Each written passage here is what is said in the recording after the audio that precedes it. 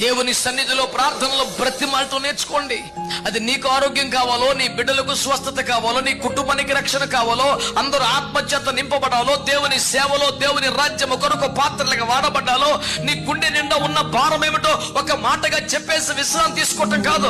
నీ ఓపికన్నంతగా అవసరాన్ని బట్టి దేవుని సన్నిధిలో ప్రభువైన యేసు క్రీస్తు వారే నా ప్రాణము నాలో మరణమగునంతగా దుఃఖపడుతుందని చెప్పి చచ్చిపోయేంత దుఃఖపడుతూ అవే మాటలు చెబుతూ ప్రార్థన చేస్తున్న మాదిరి ఈ రోజు నేను సవాలు చేస్తూ ఉండగా ఈ పూట ప్రభు నీతో మాట్లాడుతున్నాడు. నీకెన్నో గొప్ప గొప్ప విషయాలు తెలుసు.